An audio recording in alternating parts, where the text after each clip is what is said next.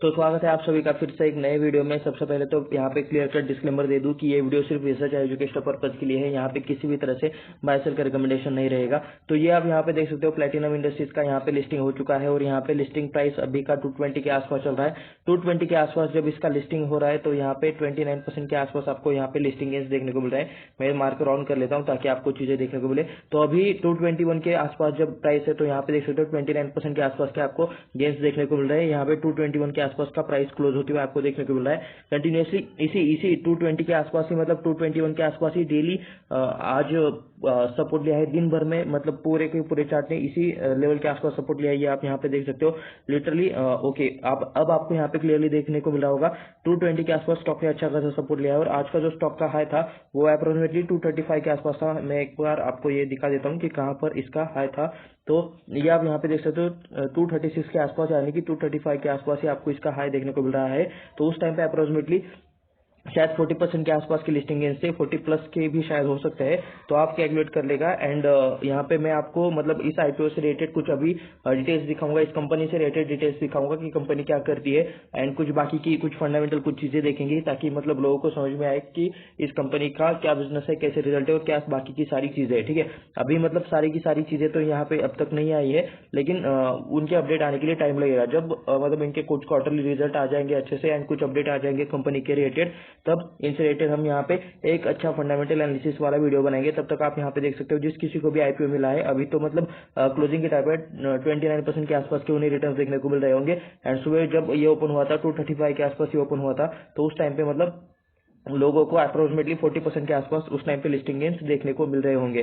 तो अगर आप में से किसी को मिला है तो आप में से बता सकते हो नीचे कमेंट करके कि आपको कितना रिटर्न्स आपको मिला है, या फिर किसी ने बुक किया है तो उसके बारे में लिख सकते हो कि आपने कितने परसेंट के प्रॉफिट पर इसे बुक किया है।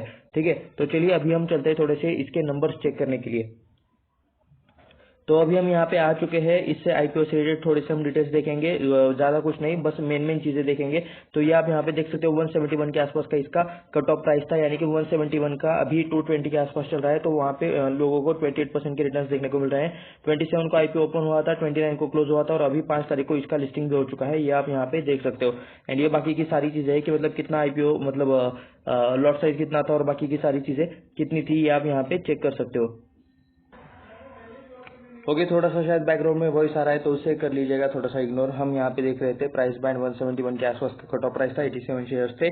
तो जिस किसी को भी आईपीओ मिला है नीचे कमेंट करके लिख देना है कि बाबा कितने उन्हें प्रॉफिट है या फिर लिस्टिंग है। उसके बाद एक और चीज हम यहाँ पे देखेंगे, ये आप यहाँ पे देख सकते हो कि इसका जीएमपी कितना चल रहा था, ग्रे मार्केट प्रीमियम कितना चल रहा था। तो मैं इसको थोड़ा सा ऊपर ले लेता हूँ। 100 के आसपास का इसका ग्रे मार्केट प्रीमियम चल रहा था। तो ये आप यहाँ पे देख सकते हो अप्रोक्सीमेटली अभी एक 221 के आसपास है और इसका जो ये हमने देखा था कट ऑफ प्राइस, ठीक है, 171। तो उतना तो मतलब 100 के आसपास तो नहीं, लेकिन 100 से थोड़ा सा कम यहाँ पे लिस्ट हुआ है, ऐसा चाहे तो आप यहाँ पे कह सकते हो। मार्केट का मूड माहौल भी मतलब उतना ज्यादा कुछ आपको बढ़िया देखने को नहीं मिल रहा था। तो चलिए ठीक है, एटलीस्ट मतलब पॉजिटिव में लिस्टिंग हुई है। एंड कह सकते हो कि ठीक है 40% की लिस्टिंग है, इज नॉट बैड लिस्टिंग है, अच्छे लिस्टिंग है, ऐसा चाहे तो आप यहाँ पे कह सकते हो। अभी हर एक का अलग अलग रहता है, ठीक है, किसी को 50% चाहिए रहता है, किसी को 100% भी चाहिए रहते हैं। तो हर किसी का एक्सपेक्टेशन अलग रहता है। तो चलिए अभी हम यहाँ पे इस कंपनी से रिलेटेड, इस स्टॉक से रिलेटेड थोड़ा सा हम यहाँ पे डिटेल्स देखेंगे। तो यहाँ पे देख सकते हो 2016 में इनका इनकॉर्पोरेशन हुआ था, 2016 में इनका स्टार्टिंग हुआ था। एंड ये क्या है, specialise in the manufacturing of PVC stabilisers, CPVC additives and lubricants. तो ये कुछ stabilisers related, CPVC additives and lubricants related काम करते हैं। ये आप यहाँ पे देख सकते हो। बाय द वे हमने इस आईपीओ से रिलेटेड डिटेल वाला एनालिसिस वाला बिजनेस रिलेटेड चीजें वाला मतलब एनालिसिस वाला वीडियो बनाया था। आप उस वीडियो को भी चेक कर सकते हो, आपको इसी चैनल पर मिल जाएगा जब आप सर्च करोगे प्लैटिनम इंडस्ट्रीज द बिजनेस। ठीक है, उसके बाद आरओसी देख सकते हो 74% का आपको आरओसी देखने को मिल रहा है। आरओई आपको 89.3% के आसपास का देखने को मिल रहा है।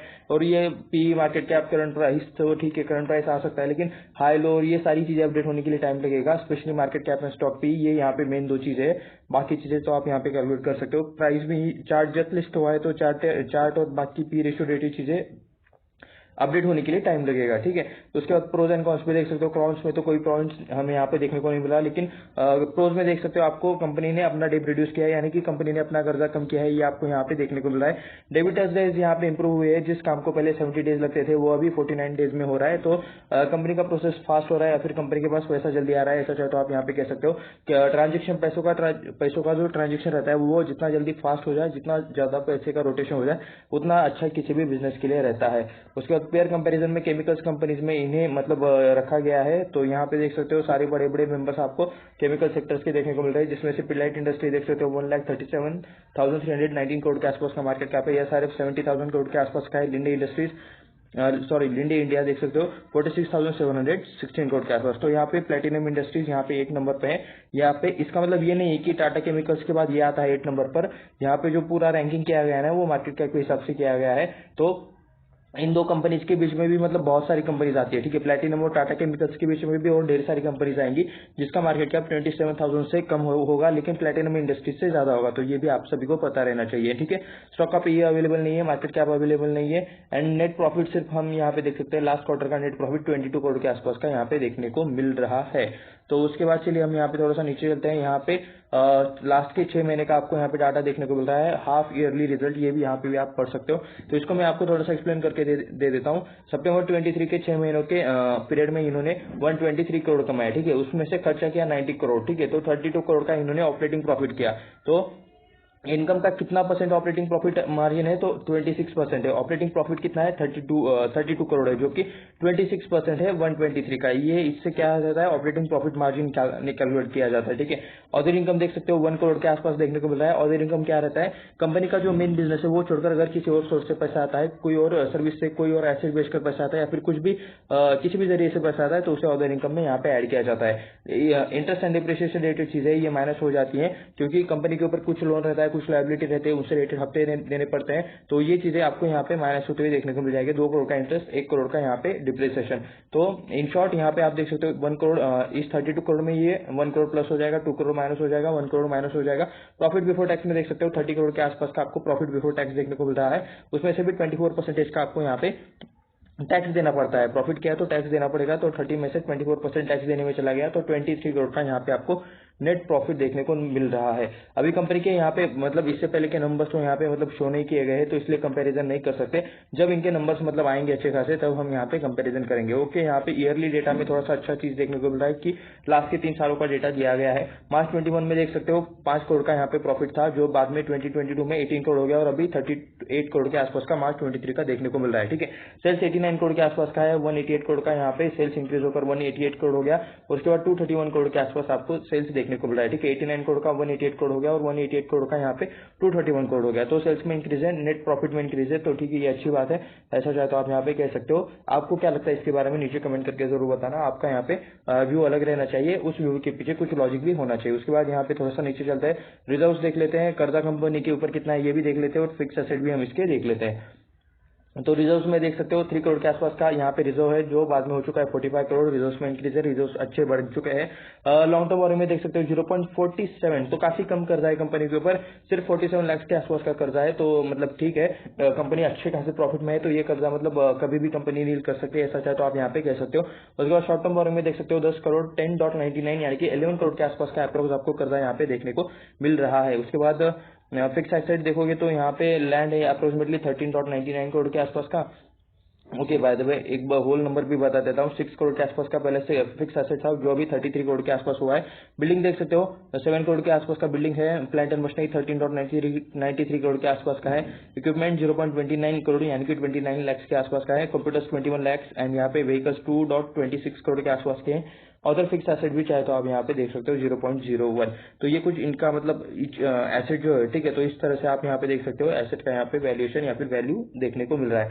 उसके बाद थोड़ा सा हम नीचे चलते हैं, डेबिटर्स डेज रेशो और बाकी सारी चीजें चाहे तो आप यहाँ पे चेक कर सकते हो। एंड अभी हमें यहाँ पे देखना है शेयर होल्डिंग पैटर्न, तो अभी तो नहीं दिखेगा, क्योंकि अभी जस्ट आईपीओ आया है, तो मतलब डेटा अपडेट होने के लिए टाइम लगता है कि मतलब एफआईएस के पास कितना है, डीआईएस के पास कितना है, पब्लिक ने कितना लिया है, तो वो रिलेटेड सारी चीजें, ठीक है। इनसे रिलेटेड एक ऑलरेडी वीडियो में हमने मतलब इनके रिलेटेड चीजें एनालिसिस की है, लेकिन फिर भी चलिए यहाँ पे भी हम चीजें देख लेते हैं। तो प्लेटिनम इंडस्ट्रीज आप यहाँ पे देख सकते हो, क्या हम सही वेबसाइट पर है ये भी मुझे एक बार, ओके प्रोडक्ट पर हम क्लिक कर लेते हैं ताकि हम यहाँ पे चेक कर सके। ओके सही वेबसाइट पर है, हम यहाँ पे देख सकते हो lead stabilisers commodity hybrid low lead stabilisers high stab, उसके बाद पीवीसी एड पैक्स। तो ऐसे कुछ आपको अलग अलग चीजें देखने को मिल रही है।